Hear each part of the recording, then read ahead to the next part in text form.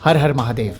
महाकुंभ 2025 का ये अंतिम वीकेंड है और अब कुछ ही दिन बचे हैं 26 फरवरी तक के लिए, जो महाशिवरात्रि का महापर्व है। अंतिम सबसे बड़ा प्रमुख बहुत बड़ा स्नान महास्नान होने वाला है और वही महाकुंभ का अंतिम दिन भी होगा, जिस दिन महाकुंभ के इस महापर्व का समापन होगा। पिछले कुछ दिनों में ऐसा देखा गया था कि महाकुंभ में आने वाले श्रद्धालुओं की संख्या में थोड़ी कमी जरूर आई थी, लेकिन अब इस वीकेंड में और स्पेशली ऐसा अनुमान है कि आने वाले दिनों तक और महाशिवरात्रि तक ये संख्या, ये भीड़, ये क्राउड काफी गुना और बढ़ जाने वाला है। और 13 जनवरी जब से महाकुंभ आरंभ हुआ था तब से लेकर अब तक 3 प्रमुख स्नान हुए। 14 जनवरी मकर संक्रांति, 29 जनवरी मौनी अमावस्या और 3 फरवरी बसंत पंचमी। उसके अलावा विशेष स्नान था माघी पूर्णिमा का भी। तो ऐसा अनुमान है प्रशासन के द्वारा, अथॉरिटीज का, कि उन विशेष और अमृत स्नान से भी कहीं ज्यादा संख्या में श्रद्धालु ट्रैवलर्स अब इस अंतिम वीकेंड में और स्पेशली महाशिवरात्रि के उस महास्नान के लिए आना चाह रहे हैं, क्योंकि बहुत से लोगों ने, करीब 58-60 करोड़ लोगों ने अब तक पवित्र स्नान कर लिया है। लेकिन अभी भी बहुत से श्रद्धालु ऐसे हैं जिनकी प्रबल इच्छा थी कि वो महाकुंभ में पहुंचे, स्नान करें। तो वो श्रद्धालु, वो ट्रैवलर्स चाह रहे हैं कि इस अपॉर्चुनिटी को, इस अंतिम मौके को, अवसर को मिस ना किया जाए। तो दोस्तों, यदि आप आ रहे हैं या फिर आपके परिवार वाले, परिजन या मित्र आना चाह रहे हैं, तो दोस्तों इस वीडियो में महाकुंभ से जुड़े हुए ताजा हालात, लेटेस्ट महत्वपूर्ण जानकारियां, इंपॉर्टेंट इंफॉर्मेशन आपके साथ शेयर करने जा रहे हैं। और हमें उम्मीद है कि ये जानकारियां, इंफॉर्मेशन आपके काम आएंगी, उपयोगी होंगी, आपके लिए हेल्पफुल होंगी। तो स्वागत है आप सभी का महाकुंभ स्पेशल सीरीज के एक और इंफॉर्मेटिव वीडियो में, और आप देख रहे हैं चैनल हैप्पी लाइफ राजीव। यदि आप इस चैनल पर नए हैं, पहली बार आए हैं, तो ऐसे ही रेगुलर इंफॉर्मेटिव ट्रैवल वीडियोस के लिए चैनल को सब्सक्राइब करते चलें और इस वीडियो को लाइक और शेयर कर लें। तो सबसे पहले भीड़ की, क्राउड की क्या लेटेस्ट पोजीशन है। जी हाँ दोस्तों, पिछले कुछ दिनों में ऐसा जरूर देखा गया कि भीड़ में, क्राउड में कुछ कमी आई थी, जिसकी वजह से यात्रा करना, शहर के अंदर भी अलग अलग घाट तक पहुंचना, इनफैक्ट संगम तक पहुंचने में भी कुछ यात्रियों को आसानी भी हुई। लेकिन अब इस आखिरी वीकेंड में अचानक से भीड़ में काफी ज्यादा बढ़ोतरी हो गई है, काफी संख्या इंक्रीज हो गई है। और कारण स्पष्ट है, क्योंकि महाशिवरात्रि आने वाली है, महापर्व है और इस स्नान का भी अति विशेष विशिष्ट महत्व है। और क्योंकि यह महाकुंभ के दौरान आ रहा है और यह महाकुंभ का अंतिम स्नान, अंतिम दिन भी होगा, तो इतने सारे विशेष कारण जो है सब लोगों को बाध्य कर देते हैं। जो अभी तक नहीं आ पाए थे वो सब भी आना चाह रहे हैं वीकेंड में और आने वाले कुछ दिनों में। तो अनुमान है कि अब और आने वाले दिनों तक, 26 तारीख तक भीड़ और ज्यादा बढ़ेगी। लेकिन दोस्तों, आपको यह भी बताते चले कि भीड़ सबसे ज्यादा है संगम और उसके आसपास में, संगम नोज पर ही। उसके अलावा बाकी के बहुत से ऐसे घाट हैं जहां पर भीड़ बेहद कम है। इनफैक्ट पिछले कुछ दिनों में तो गाड़ियां भी जा पा रही थी वहां घाट तक। लेकिन अब यदि आप अपने परिवार के साथ या अकेले महाकुंभ आना चाह रहे हैं आने वाले कुछ दिनों में, तो अब आपको डिसाइड करना होगा कि आपको स्नान करने के लिए कहां तक, कौन से घाट तक जाना है। अब यात्रियों के लिए विशेष जानकारी।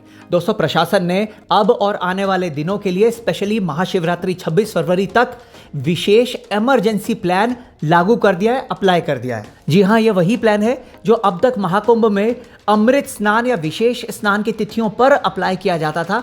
ट्रैफिक को और भारी भीड़ को, भारी संख्या में जो श्रद्धालु आ रहे थे, मैसिव क्राउड्स को मैनेज और कंट्रोल करने के लिए। साथ ही नो व्हीकल जोन, इसे भी वापस से एक्टिवेट कर दिया गया, नो व्हीकल जोन डिक्लेयर कर दिया गया। अच्छा, भीड़ सबसे ज्यादा किस तरफ है, कौन से रूट्स पर है? जैसा हमने आपको बताया कि अधिकतर लोग संगम में जाके ही स्नान करना चाह रहे हैं। तो सबसे ज्यादा भीड़ संगम नोज, संगम घाट, वहां पर है। और वो सभी रूट, सभी रास्ते जो संगम तक जाते हैं, वहां पर सबसे ज्यादा भीड़ है। जैसे लेप्रेसी चौराहा, बालसन चौराहा, चुंगी चौराहा, आलोपी बाग, बांगर चौराहा। तो ये जो आसपास के एरियाज हैं, जो सभी वो सड़कें, वो रास्ते जो संगम नोज की दिशा में जा रहे हैं, उन पर भीड़ बहुत ज्यादा है। तो सीधी सी बात है दोस्तों, यदि हमें भीड़ को, बहुत ज्यादा भीड़ को अवॉइड करना है, तो बाकी दूसरे घाट जो है, यदि वहां पे जाके हम खुद या अपने परिवार के साथ जाते हैं स्नान करने के लिए, तो शायद ये बहुत सही निर्णय हो सकता है सुरक्षा और कंफर्ट की दृष्टि से आपके और आपके परिवार के लिए। अच्छा, वो लोग जो ट्रेन से आ रहे हैं प्रयागराज महाकुंभ अब या आने वाले दिनों में,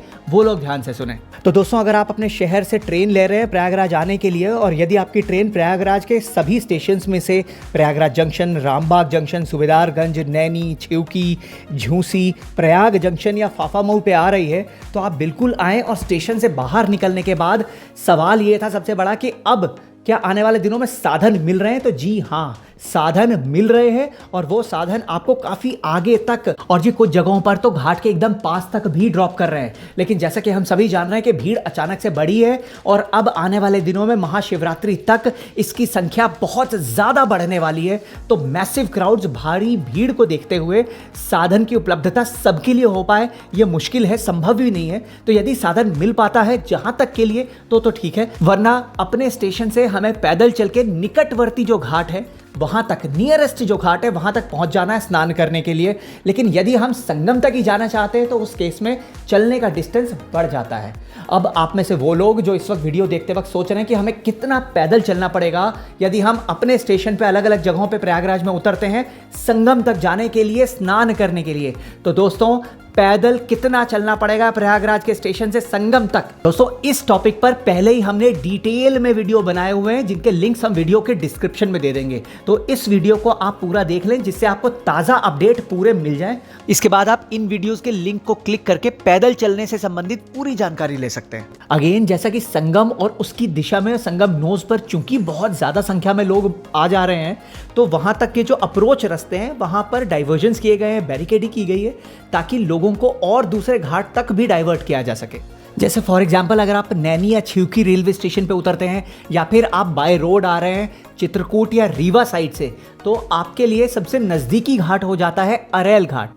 या फिर आप बनारस, फूलपुर, जौनपुर की तरफ से आ रहे हैं या फिर झूसी रेलवे स्टेशन पे उतर रहे हैं तो उस डायरेक्शन से अगर आप आ रहे हैं तो झूसी स्टेशन से मेला जो है केवल 2 किलोमीटर दूर है और उसके अंदर यदि आप जाते हैं तो नियरेस्ट घाट है ऐरावत घाट। और यदि आपको संगम तक ही जाना है तो उसके लिए आपको और काफ़ी ज़्यादा चलना पड़ता है। तो प्रशासन ने भी जो डाइवर्जन्स किए हैं, बैरिकेडिंग की है ट्रैफिक की, वो इसीलिए किए हैं ताकि वो ये चाह रहे हैं कि आप जिस डायरेक्शन से, जिस दिशा से आ रहे हो वहाँ पर जो निकटवर्ती नियरेस्ट घाट पड़े आप या तो वहाँ पे स्नान कर लें या फिर आप पहले अपनी और अपने परिवार वालों की जो साथ आए हैं उनकी कंडीशन देख लें। यदि आप पैदल चलने में भीड़ में सक्षम हैं और भीड़ कितनी ज्यादा है, यदि आप उसे आराम से मैनेज कर पा रहे तो फिर आप संगम की तरफ बढ़ जाएं। और वो लोग जो आने वाले दिनों में महाशिवरात्रि तक अपनी गाड़ी से आने का प्लान कर रहे हैं महाकुंभ प्रयागराज, वो लोग ध्यान से सुने।